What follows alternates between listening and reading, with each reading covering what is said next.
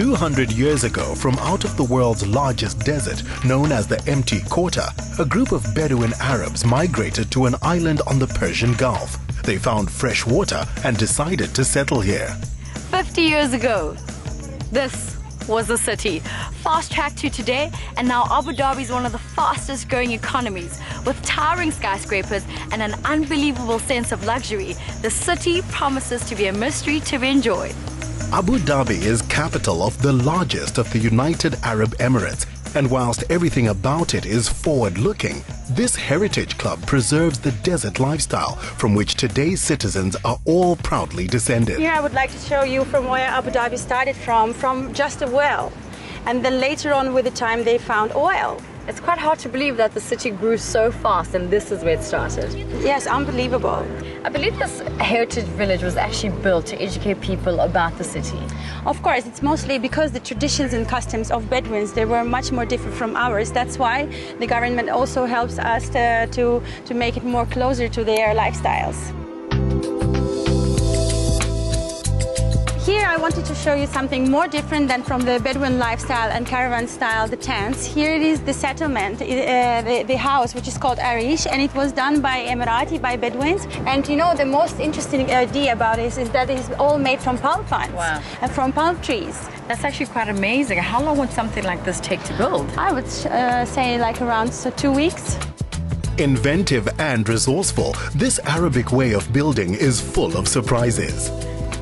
And this is Barjil. Actually, Iranians, they invented this. How does it work? Is the connection, the crisscross materials outside. They're catching winds from different directions and then delivering the cooler air to the surface. I really have to try this.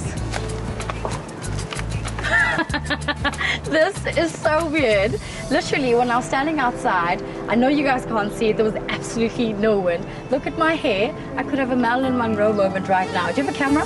Oh, yes. Perfect. Much of its early wealth was founded on the pearl trade, but since oil was discovered in the 1960s, the city has become a powerhouse that accounts for 2/3 of the UAE's $400 billion economy. Reflecting that wealth is a hotel sitting in 100 hectares of garden. It spans over a kilometer from wing to wing. The Emirates Palace is one of the leading properties in Abu Dhabi and renowned around the world as one of the most expensive hotels. The palace was created to offer guests absolute comfort and luxury in an Arabian fantasy. This I have to see myself.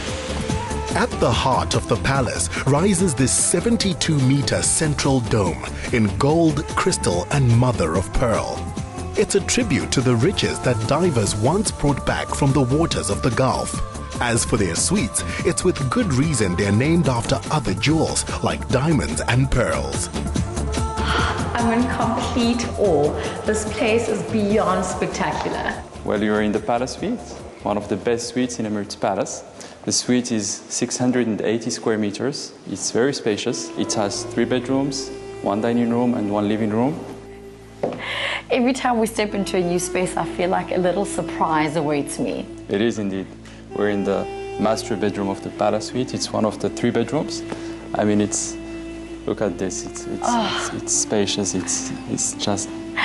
I like how Mohammed just mentions that it's spacious. I mean, you can't help but step into a room like this and feel like you've arrived. I think the big question, Mohammed, for me is how much does it cost to stay here per night? Well, it's only $15,000.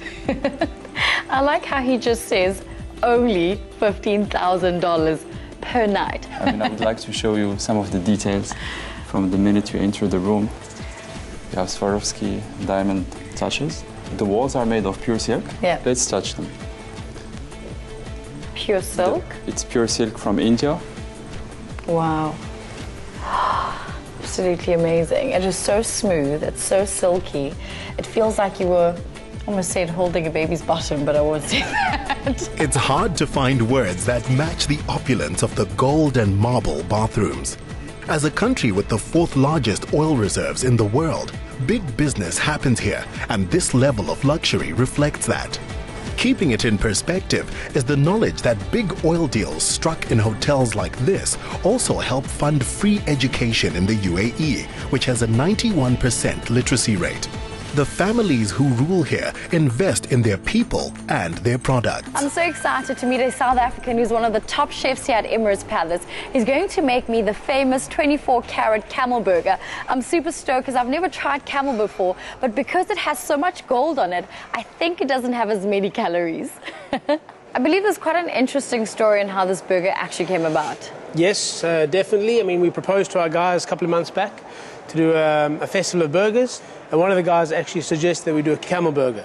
At first, this idea was kind of frowned upon, but I mean, we work with adding different ingredients to it, and obviously we thought of topping it off with 24 carats. I mean, on average, we're going through between 3 to 4 kilo of gold every day, and that's across the whole resort. For Lorna, to top off a meal, we're going to offer you a 24-carat gold cappuccino, wow, which is our signature coffee here in the palace. This unique twist on a classic American favorite includes truffle mayonnaise on a gold-dusted bun, Arabic pickles, traditional tabbouleh salad, fried onion, and mozzarella cheese. The camel's quite gamey, but a very tasty piece of meat. Strangely, I can't taste the gold, but I think it's a thought that counts. Having taken time to digest her lunch before swimming, Lorna headed for the city's next spectacle, Yas Waterworld. Developed on a man-made island 25 square kilometers in size, it's understandably a magnet in this climate. Tim, it's quite creative that the entire theme park is based on a fairy tale story. It is. It's a very fantastical story about a young Emirati girl named Donna who many years ago was on this quest for this giant pearl that her village lost. And during this quest, she traveled all across the deserts and accumulated friends and foes, and then ultimately the short version of the story is this giant pearl rises up out of the sea and creates this beautiful oasis. In this kind of heat, I'm really looking forward to getting to the water. To be perfectly honest with you, I'd rather do that, kind of lazy about in the water. That is going to freak me out a little bit, but I'm going to do it for all my viewers back at home.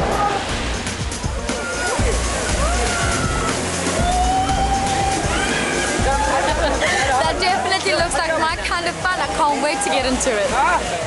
The Dwama is a 20-meter-high funnel in which you get the sensation of being swept up in a water spout and then shot out the bottom.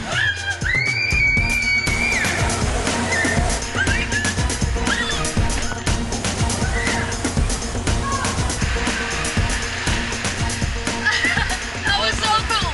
That was absolutely amazing. I want to do that again. I love you, Abu Dhabi!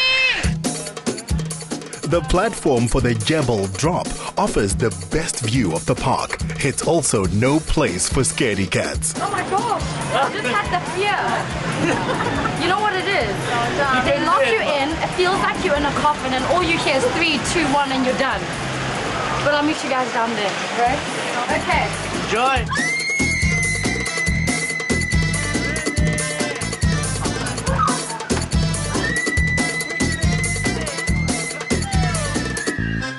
If the Bedouin nomads whose great-great-great-grandchildren play here could have seen this 21st century oasis, they wouldn't have believed their eyes.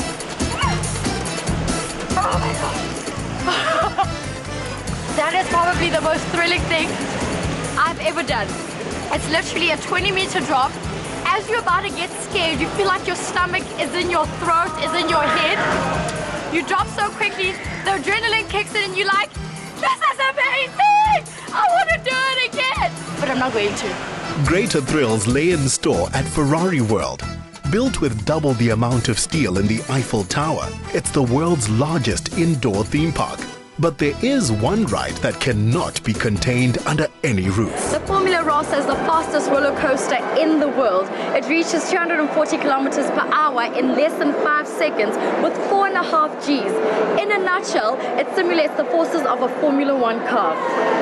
I think I've said enough. When you're flying at these sorts of speeds, anything that comes off you could be pretty dangerous. So all accessories must be booked in for safekeeping before you ride. If I disappear, you know that I was number 23, okay?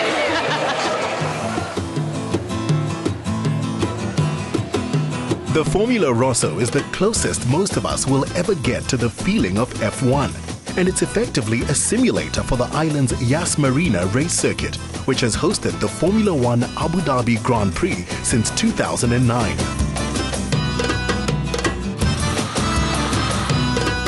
Lorna needed no more convincing that this was like the real F1 experience.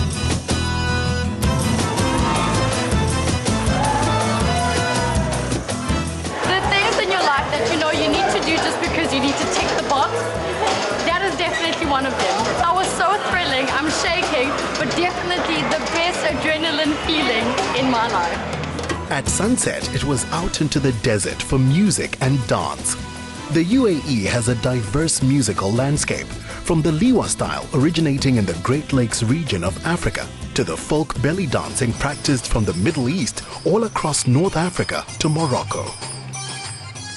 What stood out for me is that although the city has quite a diverse culture, the people have such a high respect for their heritage, which dates back many, many years. I've had the time of my life doing things that I would have ordinarily never done before, and I think those quality moments make the city the perfect holiday destination. Lorna had traveled 11,000 kilometers from South Africa, only to find herself feeling right at home amongst the Emiratis. If you want to work off a 24-carat burger, here's how to do it. Our direct flight to the 21st century adrenaline-driven heart of this desert kingdom is proudly brought to you by South African Airways.